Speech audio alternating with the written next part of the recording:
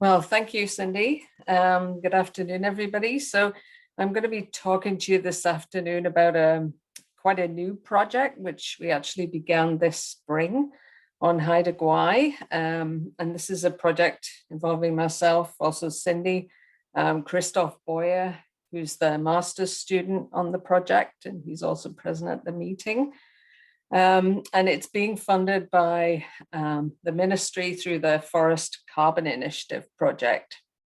So we're looking at the evaluation of cedar fertilization to accelerate cedar growth and increase carbon sequestration above and below ground, and also hopefully decrease greenhouse gas emissions on Haida Gwaii. So to give you a bit of background on forest fertilization, this has been going on for a number of years. Initially, the benefits of fertilization were for ameliorating nutrient deficiencies and enhancing above ground biomass. And research in Sweden and Canada in the 1980s showed frequent fertilization can also reduce rotation lengths by 40 to 60 years. There was a lot of maximum productivity trials carried out in BC in the 1990s, which showed that you can increase growth and stand volume, and fertilization is economically viable.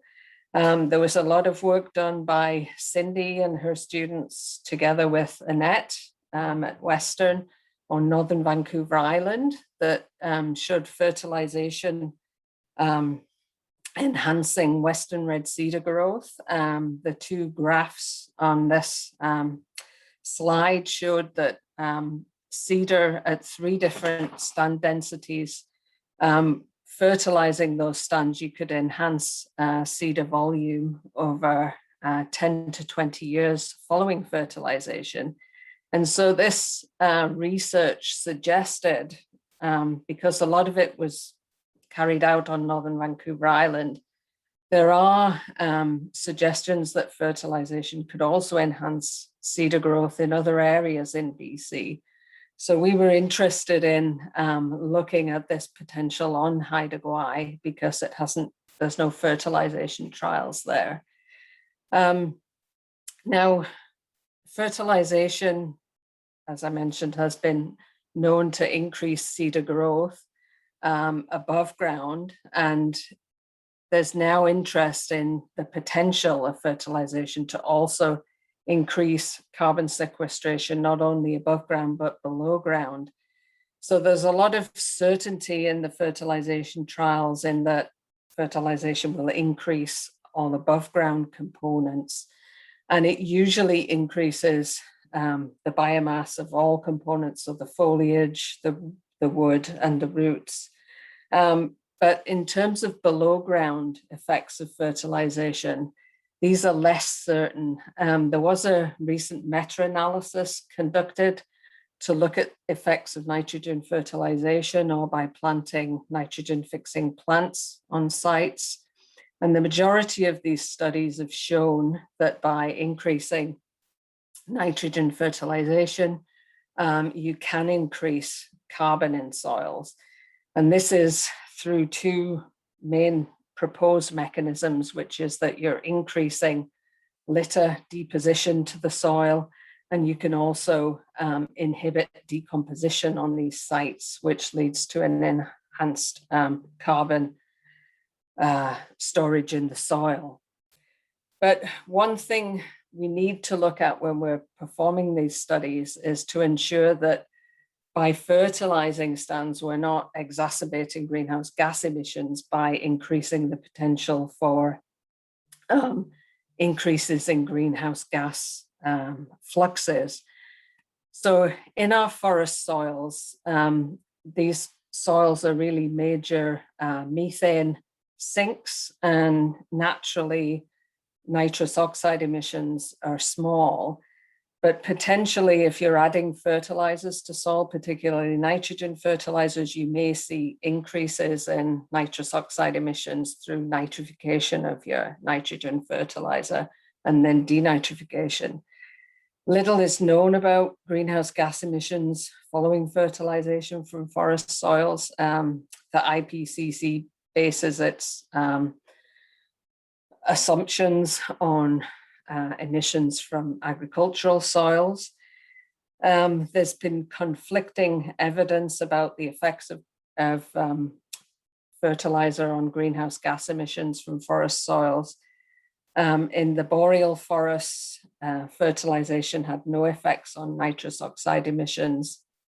In some studies that we've done on northern Vancouver Island and in the interior, we've actually shown that there's no significant nitrous oxide emissions, and that there may be, in fact, benefits to enhancing methane oxidation by fertilization.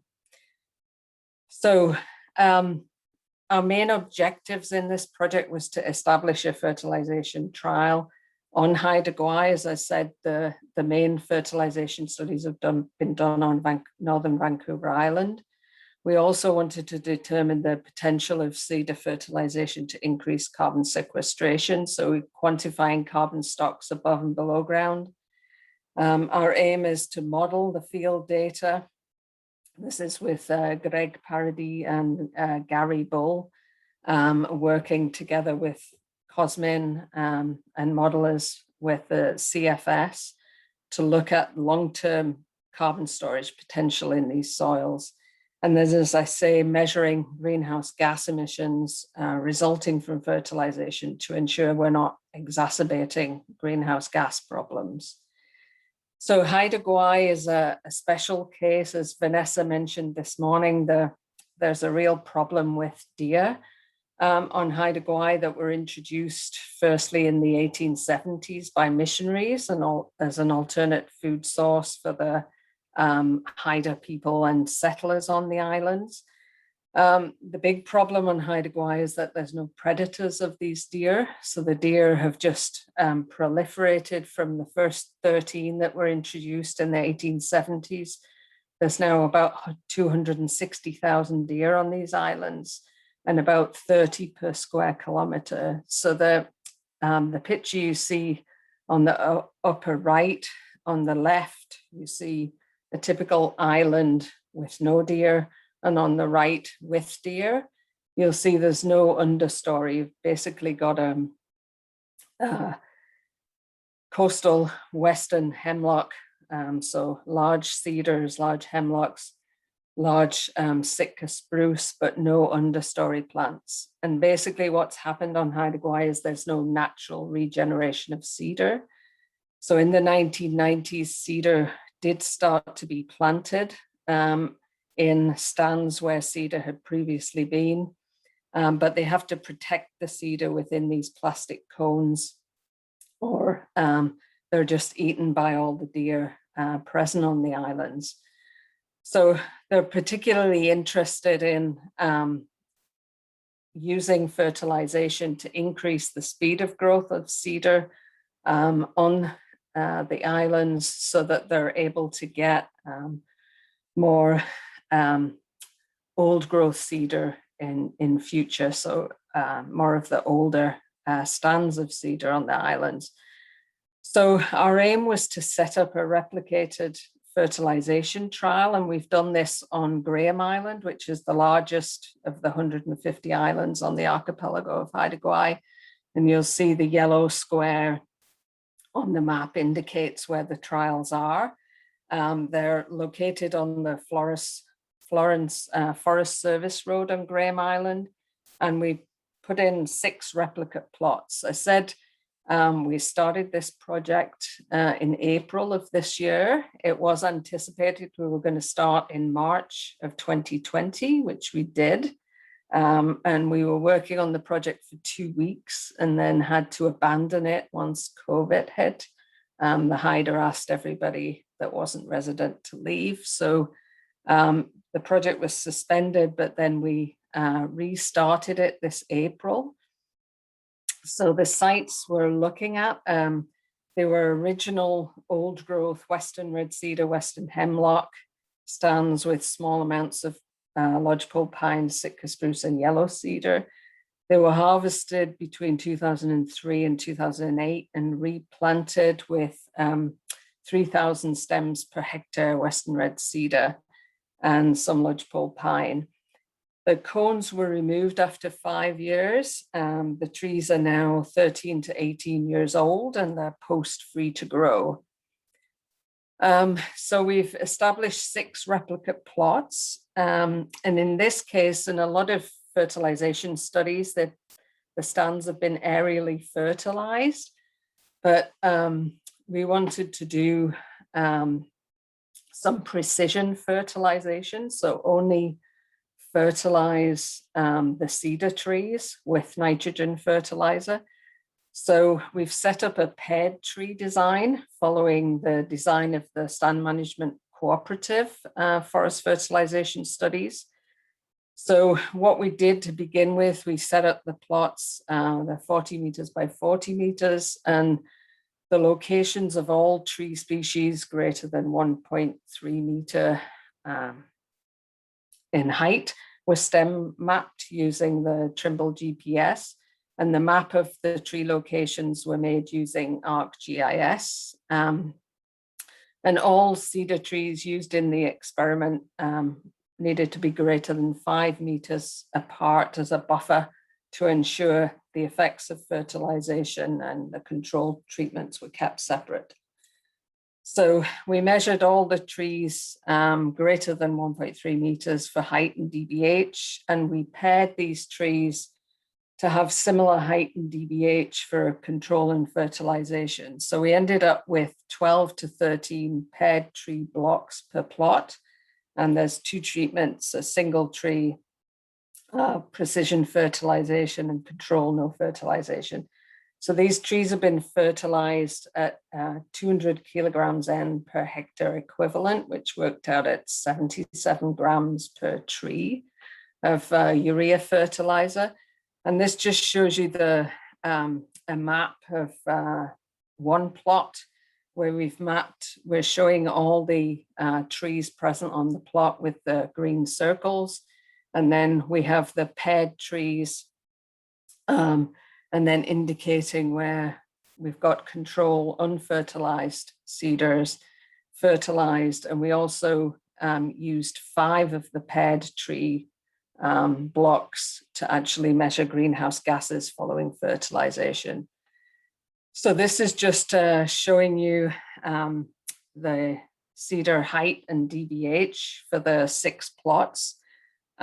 Just showing you the mean heights, mean DBH, plus or minus standard error. So we measured all these trees pre-fertilization, and we'll be measuring them again starting a year post-fertilization. We sampled all the soils, so the forest floor F and H layers were present, and mineral soil samples were sampled within the experimental unit, which was 0.56 of a meter radius and under each tree, and samples were analyzed for carbon and nitrogen using an Elementar CN analyzer. And you can see for the forest floor, 43% carbon, the humus layer 33%, average carbon content, and the mineral soil layers 8.3%. So again, we'll be measuring carbon concentrations, and we have depths of each of these soil layers and accounting for carbon stocks in the soils as we progress with the project. We inserted static PVC gas chambers within each experimental unit in the 5 paired tree blocks.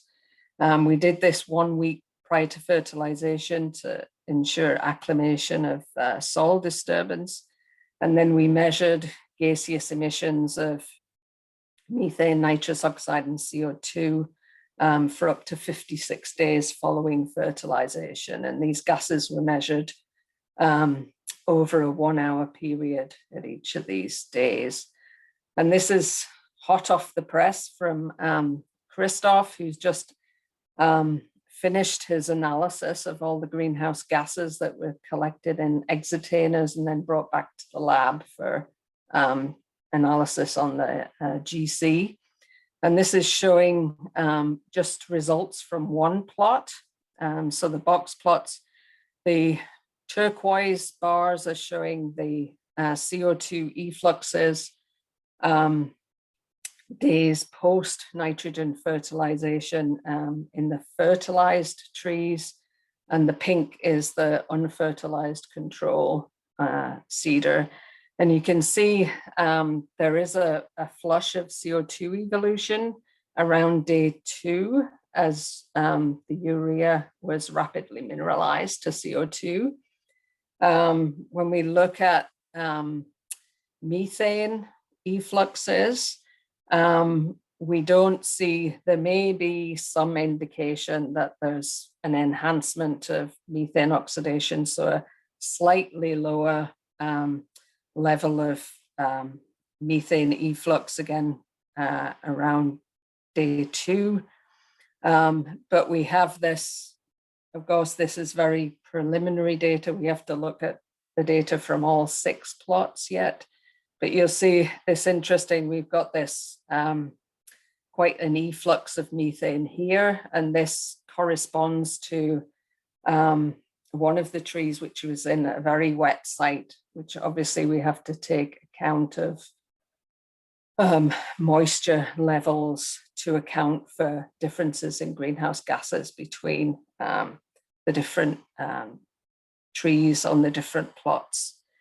But in terms of nitrous oxide emissions, we wanted to ensure that by fertilizing with nitrogen, we're not going to exacerbate any greenhouse gas problems through denitrification. But we're not seeing, certainly from this first plot, any significant peaks in nitrous oxide flux following fertilization. So that's pretty good news. So what we're going to be doing in future is completing the data analysis on the greenhouse gas fluxes, and then converting the DBH and height measurements and also measurements from our carbon sources to quantify the total carbon stocks above and below ground. In spring of 2022, we're going to be going back to resample the plots, looking at height and DBH and doing the soil sampling for CNN content. Part of the modeling work is looking at evaluating financial costs and benefits of different fertilizer applications for carbon production, and using the SPADES model to predict additional carbon storage, which could be stored with fertilization of cedar.